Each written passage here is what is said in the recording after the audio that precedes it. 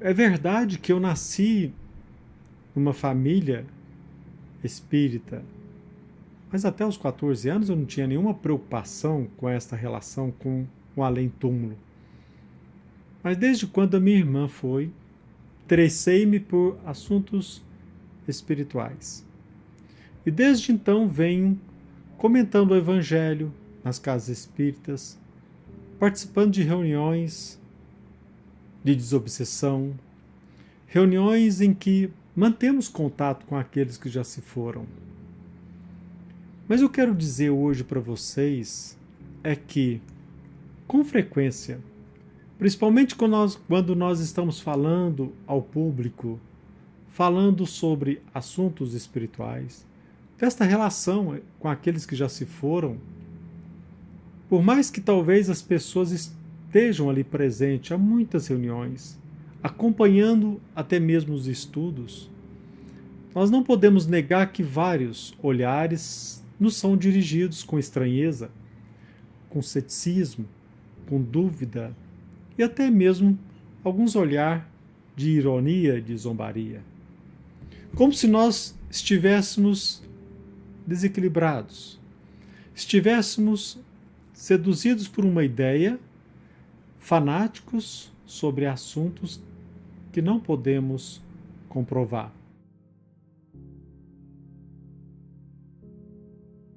O primeiro livro que eu li aos 14 anos sobre a doutrina espírita é O que é o Espiritismo.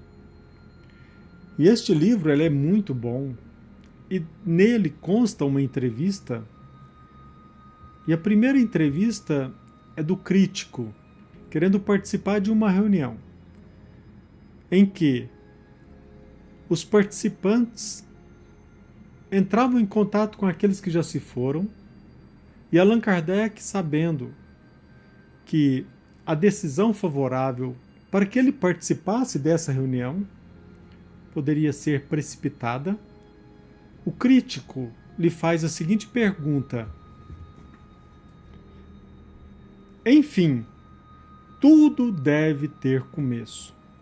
O aprendiz, que nada sabe, que nada viu ainda, mas que deseja se esclarecer, como poderá fazê-lo quando não lhe facultais os meios para isso?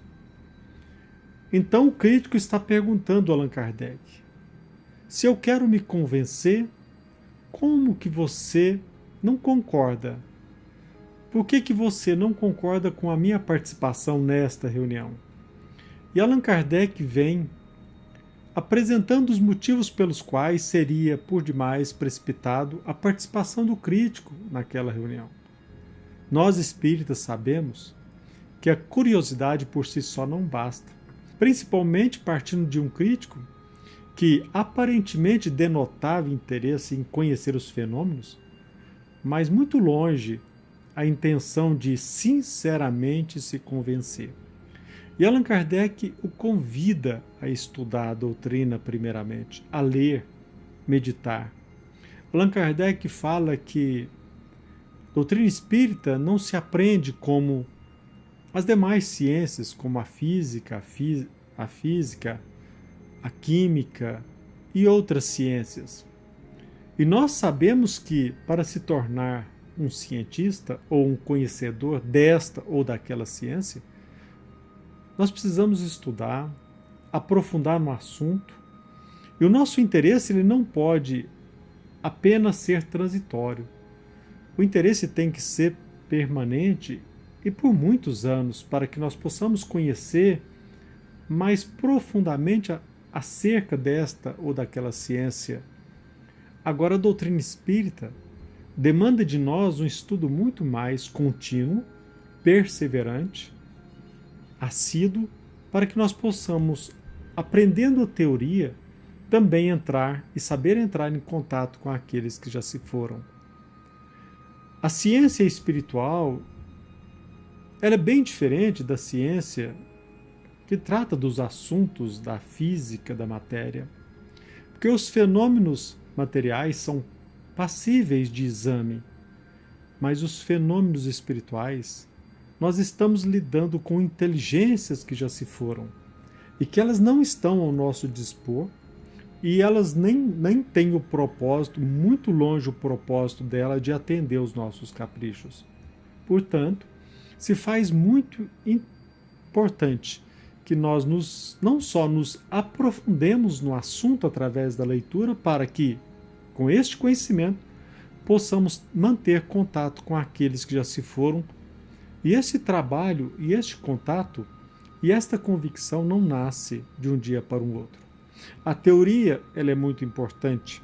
O contato com a espiritualidade demanda conhecimento, sobretudo perseverança.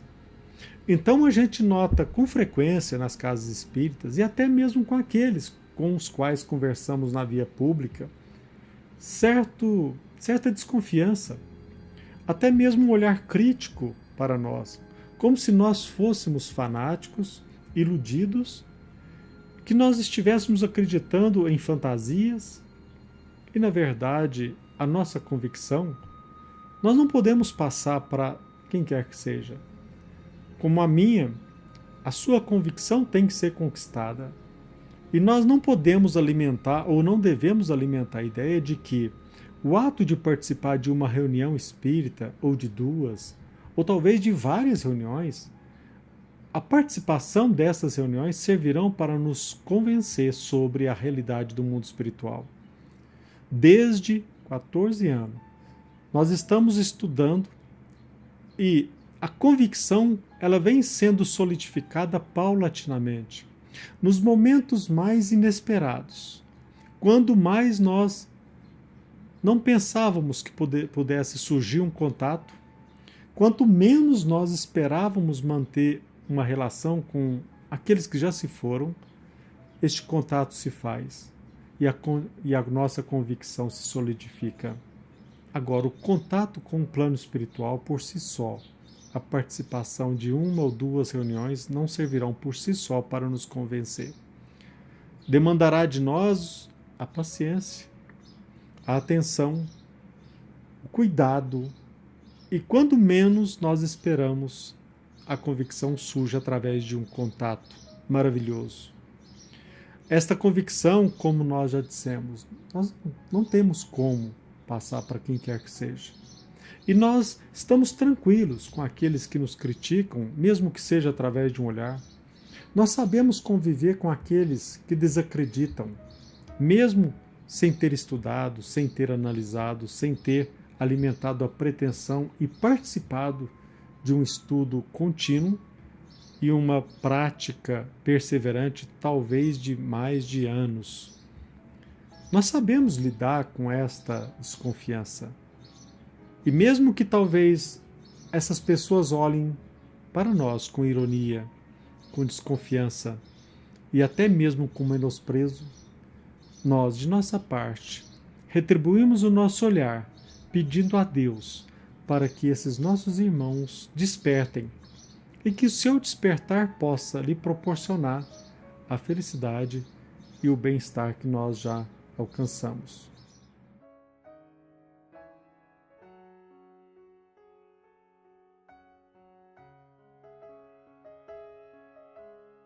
Isto não quer dizer que a nossa convicção, a nossa certeza de que a vida continua, ela nos torna superior a quem quer que seja. Aliás, não se trata de um mérito, mas de um débito.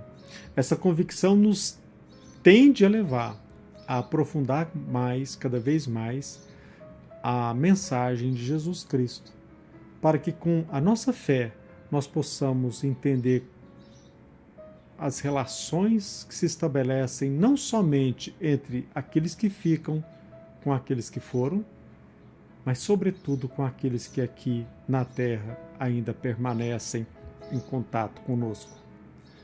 Paulatinamente nós vamos perceber que a nossa felicidade no plano espiritual após o nosso óbito não depende apenas da nossa convicção, mas sobretudo da nossa disciplina, sobretudo da nossa convivência conosco mesmo de forma saudável, cada vez ética, para que nós possamos aqui mesmo, alcançando e concretizando um bem-estar, e ele vai cada vez mais se mostrar nítido, límpido no plano espiritual. Engana-se aquele que pensa que a convicção, a certeza de que a vida continua, basta por si só para que tenhamos do outro lado uma vida melhor. A vida no plano espiritual, a vida melhor, após o nosso desencarne, ela dependerá de todos os esforços que façamos aqui para que a nossa vida também se torne hoje cada vez melhor, nesse relacionamento de uns para com os outros. Então, se você tem interesse próprio em se libertar, se você tem interesse em se libertar de crendices, de superstições, e tem a coragem de vencer o seu medo, encarando essa relação com o mundo espiritual de forma natural, acima de tudo, precisa ter a plena consciência de que esse trabalho depende de você. Que nós tenhamos a certeza e a convicção a ser adquirida por você de que a vida continua e de que nós estamos aqui de passagem e que da mesma forma que um ente querido foi, não demora muito, talvez ele esteja de volta, e não vai demorar também muito tempo que talvez nós já estaremos do lado de lá. O que urge esclarecer a todos é que nós precisamos aprender a viver com educação, com dignidade, e para que nós possamos viver na excelência da educação, sobretudo demanda de nós a certeza e a convicção de que a vida continua, porque o nosso projeto de vida melhor depende da nossa concepção do que seja vida. Se nós olharmos apenas para o presente, a nossa convicção é estreita e o nosso atuar é bastante infantil. E para vocês que às vezes nos dirigem o olhar de desconfiança, ou até mesmo de uma crítica velada, ou até mesmo dissimulada, encarando-nos como imbecis, desequilibrados, fanáticos, nós, para chegarmos aqui nesta convicção, nós já estudamos e procuramos a cada momento aprender cada vez mais e de forma humilde nos colocar à disposição de Deus, para que a espiritualidade possa, de forma saudável, aproveitar o melhor, cada vez melhor o seu tempo. A nossa vida, ela é muito preciosa.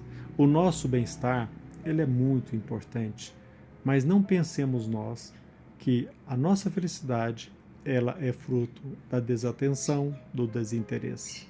Mas tenha certeza que mais dia ou menos dia, você chegará à convicção de que a vida continua e de que aquilo que você tanto luta olhando apenas para o presente, amanhã perceberá que existem valores superiores, muito, mas muito superiores.